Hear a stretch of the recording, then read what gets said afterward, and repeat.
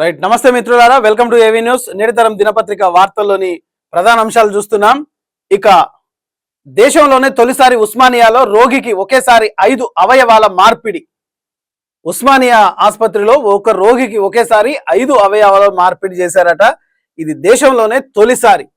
సిరిసిల్లాకు చెందిన యువ ఇంజనీర్ జీర్ణాశయం, తర్వాత ఆంత్రమూలం, ఫ్యాంక్రియాసిన్, చిన్న పేగు, పెద్ద పేగు అవయవాలు ఒకేసారి మార్పిడి చేశారు. అత్యంత క్లిష్టమైన శస్త్రచికిత్స దాదాపు 36 గంటలు సాగింది. ఉస్మానియా వైద్య బృందానికి రాష్ట్ర ఆరోగ్య శాఖ మంత్రి దామోదర్ రాజనరసింహ అభినందనలు తెలిపారు. నిజంగా మన దేశంలోనే తొలిసారిగా ఉస్మానియా డాక్టర్లందరికీ చేతులెత్తి సైల్యూట్ చేయాల్సిందే. 36 గంటలు కష్టించి ఒకేసారి 5 అవయవాలు మార్పిడి చేశారంటే సాంకేతిక పరంగా మన వ్యవస్థ ముందుకు పోతుంది, మన తెలంగాణ అభివృద్ధి పదంలో దూసుకుపోతుంది అనడానికి వైద్య రంగంలో ఇదొక విప్లవం.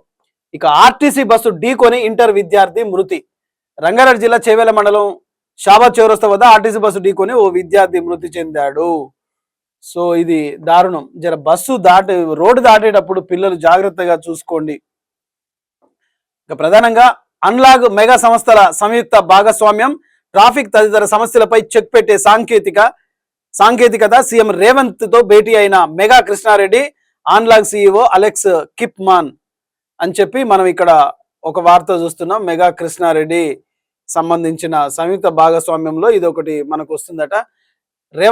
సీఎం రేవంత్ రెడ్డితో అన్లాగ్ వ్యవస్థాపకుడు CEO Alex Kipman, Mega engineering infrastructure సంస్థ ఎండి పి కృష్ణారెడ్డి హెచ్ఆర్డిఏలోని బోధిస్తున్న పెవిలియన్ సమావేశం అయ్యారు. ఈ సమావేశంలో ఉప ముఖ్యమంత్రి బట్టి విక్రమార్క, మంత్రులు ఉత్తమ్ కుమార్ రెడ్డి, జూపల్లి కృష్ణారావు, ప్రభుత్వ ప్రధాన కార్యదర్శి సంజయ్ జాజు, సలహాదారుడు K Krishnarao, invest CEO, Hyderabad metro rail అదనపు ఎండి బి అజిత్ రెడ్డి తదితరులు పాల్గొన్నారు. ముఖ్యంగా అన్లాగ్ మెగా సంస్థల సంయుక్త భాగస్వామ్యంలో భవిష్యత్ తరాలకు అవసరమైన మేధోపరమైన మౌలిక సదుపాయాలు, ఫిజికల్ ఇంటెలిజెన్స్ ఆధారిత పరిష్కారాలపై తమ ఆలోచనలు ఈ సమావేశంలో వివరించుకున్నారు. ట్రాఫిక్ పైలట్ ప్రాజెక్టు వివరాలను ముఖ్యమంత్రి వివరించారు. నగరంలో ఎదురయ్యే సమస్యలు సత్వర పరిష్కారానికి దోహదపడే సాంకేతిక పరిజ్ఞాన వినియోగంపై వారు ఈ సమావేశంలో తెలుసుకున్నారు. అత్యాధునిక ఫిజికల్ ఇంటెలిజెన్స్ ప్లాట్ఫామ్స్ వినియోగం వల్ల ప్రయోజనాలు తెలిపారు. సో మొత్తం మీద మనకి ట్రాఫిక్ కష్టాలు, మొత్తం మీద కొన్ని మౌలిక సమస్యల మీద ఇది మనకు ఒకటి సాంకేతికంగా వచ్చేది కనిపిస్తోంది. ఇక వైఫల్యాలపై దృష్టి మరల్చే ఎత్తులు, రైతుల పేరుతో కొత్త డ్రామాలకు తెరతీశారు. అన్నదాతలు అసలు సమస్యలపై పట్టింపేది, వైఫల్యాలపై చర్చకు సిద్ధంగా ఉన్నాం. సీఎం రేవంత్ కు హరీష్ రావు ఒక సవాల్ విసురుతున్నాడు. శిల్పకళా వేదిక సాక్షిగా ముఖ్యమంత్రి రేవంత్ రెడ్డికి డిప్యూటీ సీఎం బట్టి విక్రమార్క చేసిన వ్యాఖ్యలపై బీఆర్ఎస్ అగ్రనేత మాజీ మంత్రి తన్నీర్ హరీష్ రావు తీవ్ర స్థాయిలో విరుచుకుపడ్డారు. 6 గ్యారంటీలు, 420 హామీలు అమలులో పూర్తిగా విఫలమైందని ఆయన ఎద్దేవా చేశారు. రైతు భరోసా పేరుతో కేవలం పబ్లిసిటీ స్టంట్లు చేస్తూ అన్నదాతల అసలు సమస్యలు పక్కన పెట్టి గొప్పలు చెప్పుకోవడం తప్ప ఈ ప్రభుత్వం చేసింది ఏమీ లేదంటూ ఇక్కడ హరీష్ రావు చెప్తున్నాడు. ఇక రాష్ట్ర అజెండా మారాల్సిన అవసరం ఉంది. తెలంగాణ రక్షణ సేన అధ్యక్షురాలు కల్వకుంట్ల కవిత రాష్ట్ర అజెండా మారాల్సిన అవసరం ఉందని తెలంగాణ రక్షణ సేన అధ్యక్షురాలు కల్వకుంట్ల కవిత పేర్కొన్నారు. ఎన్నికల్లో ఇచ్చిన హామీలు పూర్తి స్థాయిలో అమలు చేయకుండానే మళ్ళీ అధికారంలోకి వస్తానని రేవంత్ రెడ్డి కంటున్నారు. అంటే మీరు కూడా చెప్పండి, మీరు కూడా అధికారంలోకి రావాలని చెప్పండి అక్క, ఎవరొద్దన్నారు? ఇక కేసీఆర్ గొప్పగా పాలిస్తే ప్రజలు ఎందుకు ఓడించారు? జూపల్లి కరెక్టే కదా, అంత గొప్పగా పరిపాలించినప్పుడు మరి దీనికి జూపల్లి చెప్పినప్పుడు మరి కేటీఆర్ గారు, హరీష్ రావు గారు దీనికి సమాధానం చెప్పాలి. ఇక ధనిక రాష్ట్రాన్ని ఆయన అప్పుల పాలు చేశారని కేసీఆర్ ను విమర్శించారు. మాజీ మంత్రి కేటీఆర్ విమర్శలు చేసిన నేపథ్యంలో జూపల్లి స్పందించారు. కేసీఆర్ చేసిన అప్పులు శాసనసభలో లెక్కలతో సహా రుజువు చేశామన్నారు. ఆ అప్పు ఎవరు కడతారని, ఎవరు కడతారు? మీరు కట్టరు, వాళ్ళు కట్టరు, మళ్ళీ ప్రజలే కట్టాలి. ఇక ఆరోగ్య పరిరక్షణలో ప్రభుత్వ వైద్యుల కీలక పాత్ర, నాణ్యమైన వైద్య సేవలు అందించేందుకు నిరంతర కృషి. డాక్టర్స్ డే సందర్భంగా శుభాకాంక్షలు తెలిపిన మంత్రి దామోదర. మొత్తం మీద డాక్టర్లు 36 గంటలు చేసి ఒక 5 అవయవాలు ఒకసారి మార్పిడి చేశారని చెప్పారు కదా, దానికి సంబంధించి డాక్టర్ల డే సందర్భంగా ఆయన ప్రభుత్వ వైద్యులకు అందరికి కూడా శుభాకాంక్షలు చెప్పారు. అలాగే ప్రభుత్వ ఆసుపత్రుల్లో 440 సివిల్ అసిస్టెంట్ సర్జన్ పోస్టులు, 1616 స్పెషల్ డాక్టర్ పోస్టులు, సుమారు 800 మంది అసిస్టెంట్ ప్రొఫెసర్ పోస్టులు భర్తీ చేస్తున్నట్లు కూడా మంత్రి గుర్తు చేశారు. ఇక రేవంత్ రెడ్డికి రైతులు బుద్ధి చెప్పడం ఖాయం. బాల్కొండ ఎమ్మెల్యే వేముల ప్రశాంత్ రెడ్డి ఈయన ఒకటి చేస్తున్నారు. అండ్ అలాగే ఇక ఇజ్జత్ పోయేదాకా ఢిల్లీకి పోయి ఎందుకు వెళ్ళాలి? తెలంగాణకు పదే పదే కించపరుస్తున్న రేవంత్ కాళేశ్వరంపై ప్రపంచమంతా అభినందిస్తే విమర్శలా? 1 కోటి ఎకరాల మాగాణంగా కేసీఆర్ తీర్చిదిద్దారు. బీఆర్ఎస్ కాంగ్రెస్ పాలనపై మేం చర్చకు సిద్ధమే. తేదీ సమయం చెప్తే రావడానికి రెడీగా ఉన్నాం. మీడియా సమావేశంలో రేవంత్ రెడ్డికి కేటీఆర్ సవాల్ ఇచ్చిండు. సమయాన్ని నువ్వు పెట్టుకో, నేను డేట్ నువ్వే చెప్పు, సమయం నువ్వే చెప్పు, చౌరస్తా నువ్వే చెప్పు, నేను సింగిల్ గా వస్తా అన్నట్టుగా కేటీఆర్ చెప్తున్నాడు. కాళేశ్వరం ప్రపంచం అంతా అభినందిస్తే మీరు విమర్శలు చేస్తున్నారు. కాంగ్రెస్ ఇచ్చిన అవకాశంలో 50% పూర్తి అయిందని, ఇప్పటి వరకు ఏం చేశారో ఆ పార్టీ చెప్పుకోలేకపోయిందని మాజీ మంత్రి కేటీఆర్ ఎద్దేవా చేస్తున్నారు. అధికారం నుంచి దిగిపోయే నాటికి 3.50 లక్షల కోట్ల అప్పు మాత్రమే ఉందన్నారు. సీఎం రేవంత్ రెడ్డి అబద్ధాలు ప్రచారం చేస్తున్నారని ఆయన ఆరోపించారు.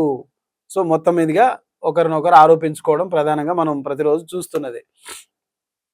ఇక ఇజ్జత్ పోయేదానికి ఢిల్లీకి ఎందుకు వెళ్ళాలి అని చెప్పేసి కేటీఆర్ సెటైరికల్ వార్తను మనం చూస్తున్నాం. ఇంకా ఆరోగ్య పరిరక్షణలో ప్రభుత్వ వైద్యుల కీలక పాత్ర అంటూ ఆరోగ్య శాఖ మంత్రి స్టేట్మెంట్ చూస్తున్నాం. రేవంత్ రెడ్డి చర్చకు నేను రెడీ, డేటు టైము ఫిక్స్ అయ్యి, కేటీఆర్ సవాల్.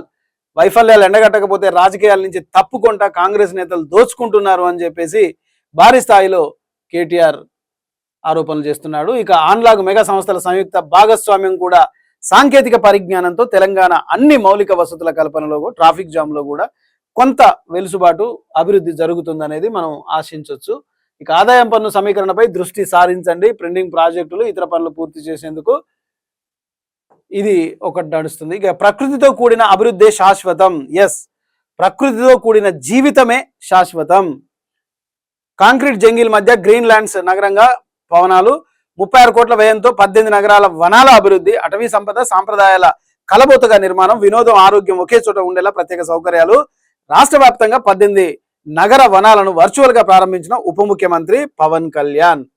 ఓకే, రైట్, మంచిది, సంతోషం. ప్రకృతితో కూడిన అభివృద్ధే శాశ్వతం. ప్రకృతి మనం ప్రకృతితో జీవిస్తే మన జీవితం కూడా చాలా బాగా ఉంటుంది. రేవంత్ రెడ్డికి రైతులు బుద్ధి చెప్పడం ఖాయం అంటూ హరీష్ రావుది స్టేట్మెంట్ చూస్తున్నాం. పెట్టుబడుల గమ్యస్థానంగా ఏపీ తిరుపతిలో మోటార్స్ బీసీపీకి శంకుస్థాపన. అందుబాటులో నైపుణ్యం కలిగిన మానవ వనరులు హీరో సంస్థకి ఏపీకి రావడానికి ప్రత్యేక కృషి చేశారు సీఎం చంద్రబాబు వెల్లడి. ఇక 2 వీలర్ రంగంలో సరికొత్త విప్లవం. రాష్ట్రంలో తొలుత 750 కోట్ల రూపాయల పెట్టుబడితో హీరో మోటార్స్ కార్ సంస్థ చైర్మన్ పవన్ మంజాల్ వెల్లడి. తిరుపతి కేంద్రంగా సరికొత్త విప్లవం రాబోతుందట.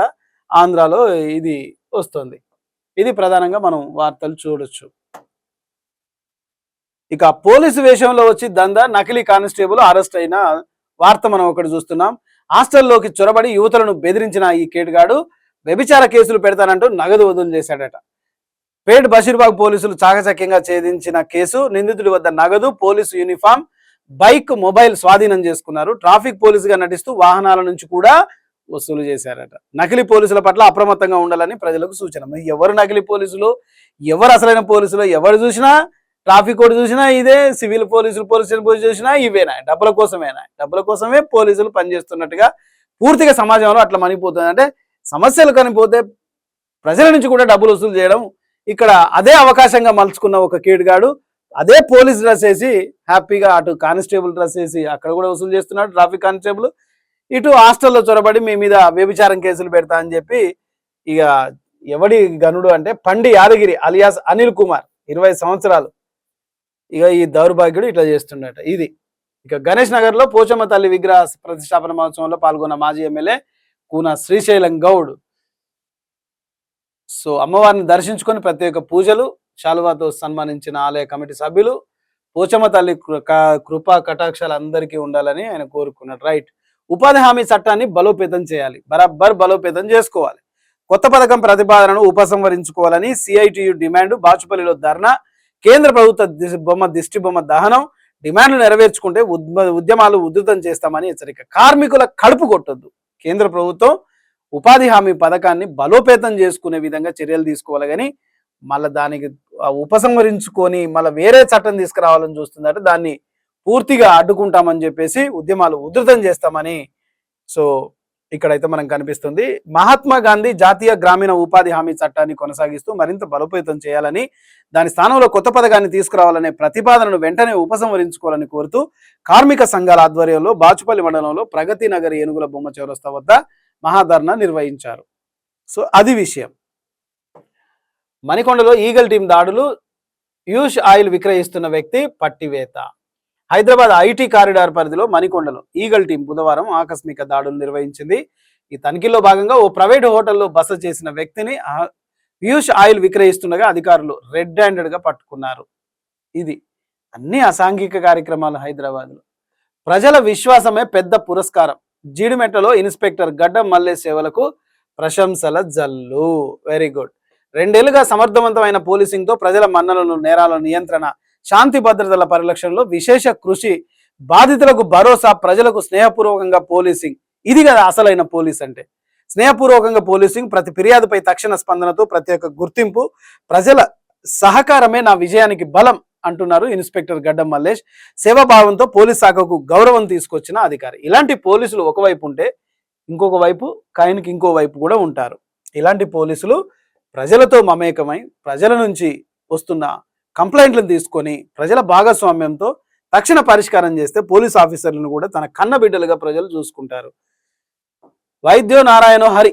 ప్రజల ప్రాణాలను కాపాడే డాక్టర్లు నిజమైన త్యాగధనులు అంటూ రిహాబిలిటేషన్ వార్డును ప్రారంభించిన MP Etela Rajender doctors day వేడుకలో వైద్యులకు ఘన సన్మానం. వైద్యో నారాయణ హరి. రైట్. డాక్టర్లు ప్రాణాలు ఇచ్చేది దేవుడు అయితే తిరిగి ప్రాణాలు కాపాడేది డాక్టర్లు అని చెప్పేసి అమ్మ తర్వాత దేవుళ్ళ భావించేది ఒక డాక్టర్నే. కాబట్టి ఆ డాక్టర్లందరికీ డాక్టర్స్ డే శుభాకాంక్షలు రాజకీయ నాయకులు అందరూ కూడా తెలిపారు. ఈటెల రాజేందర్ అన్న కూడా తెలిపినట్టుగా చూస్తున్నాం. ఆధునిక సాంకేతిక అందిపుచ్చుకోవాలి, ఆత్మవిశ్వాసంతోనే ముందుకెళ్ళాలి అంటూ పవన్ కళ్యాణ్ గారు చేసింది ఇది ప్రధానంగా మనం చూడొచ్చు. ఇక నేటితరం దినపత్రికలో ప్రతి వార్తను క్షుణ్ణంగా చదివే ప్రయత్నం చేస్తున్నాం.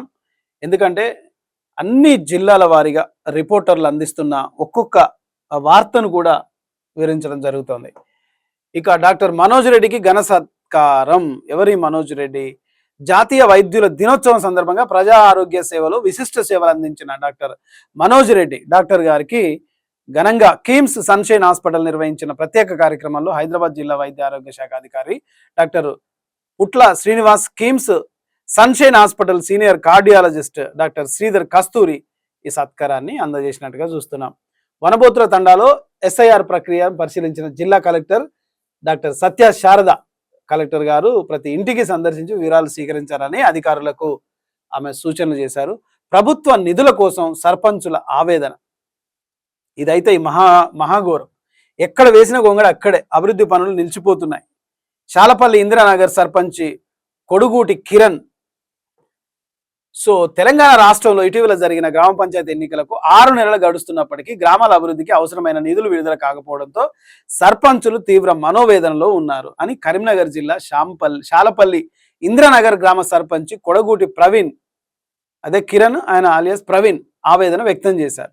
ప్రభుత్వం నుంచి రావాల్సిన నిధులు అందకపోవడంతో గ్రామాల్లో అభివృద్ధి పనులు నిలిచిపోయి ఎక్కడ వేసిన గొంగడ అక్కడే అన్న చందంగా పరిస్థితులు మారాయని, దానివల్ల సొంతంగా చేసిన అప్పులు, రోడ్లు, డ్రైనేజీలు, తాగునీటి పైపు లైన్లు, వీధి దీపాలు, పారిశుద్ధ పనులు చేపట్టానని తెలిపారు. ఆ పనులకు సంబంధించిన బిల్లులు కూడా ఇంతవరకు రాలేదు. కనీసం పారిశుద్ధ కార్మికుల వేతనాలు, ట్రాక్టర్ల నిర్వహణ, డీజిల్ ఖర్చులు, వీధి దీపాల, విద్యుత్ దీపాల బిల్లులు, ఇవన్నీ నిధులు కూడా సకాలంలో విడుదల చేయకపోవడం వల్ల గ్రామ పాలన కష్టంగా ఉందని తమ గోడును పెట్టుకుంటున్నారు సర్పంచులు. తెలంగాణలో ఇప్పుడు ఎలక్ట్ అయిన సర్పంచుల గోస మొత్తం అట్లనే ఉంది.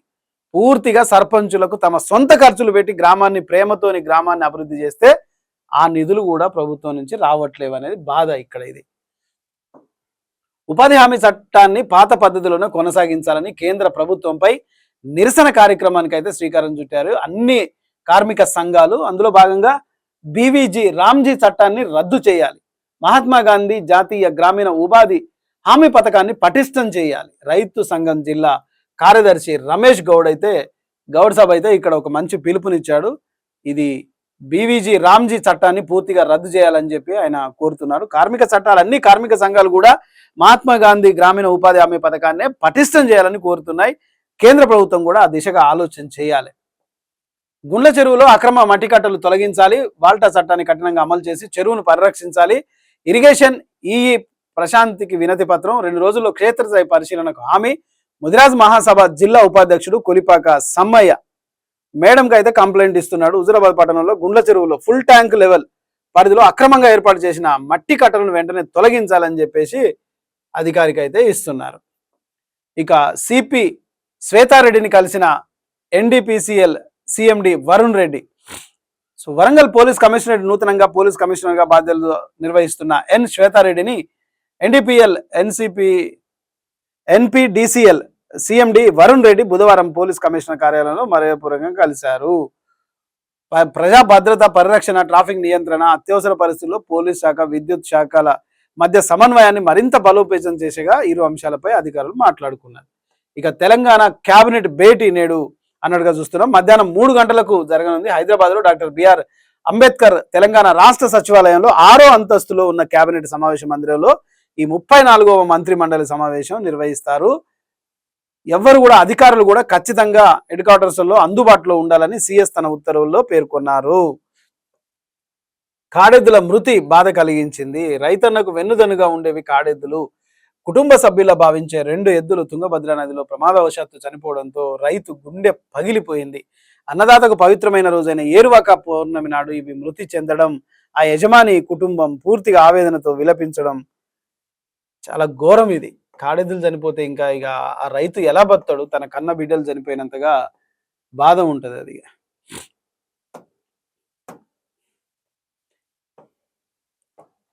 దుర్గా కేర్ ఆఫ్ పుట్టపాక చిత్రం త్వరలో మీ ముందుకు అన్నట్టు, మనిషికి డబ్బు ముఖ్యం కాదు, మానసే ధర్మంగా జీవించడమే లక్ష్యంతో ముందుకు వస్తుంది అంటూ చేనేత కళాకారుడి జీవిత ఆశయాన్ని నెరవేర్చుకునే కథాంశంతో మార్కొండయ్య మూవీస్ బొమ్మ హరిప్రసాద్ దర్శకత్వంలో రూపొందుతున్న చిత్రం.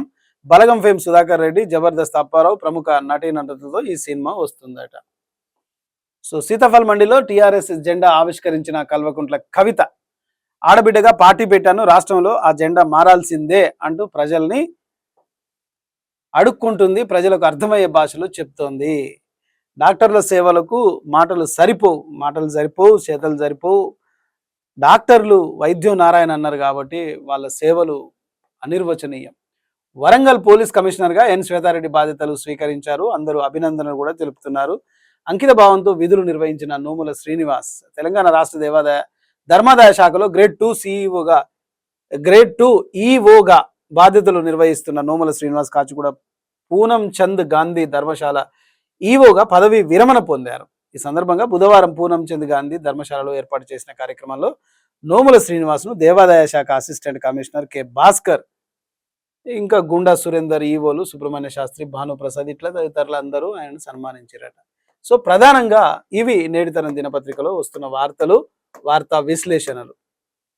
ఇక ముఖ్యంగా మనం అర్థం చేసుకోవాలి, తెలంగాణ జర్నలిస్టులు అంటే అంత అలుస. తెలంగాణకు ఆంధ్ర పోలీసులు వచ్చి అరెస్టు చేయడం వెనుక అసలు రాజకీయ కోణం ఏముంది?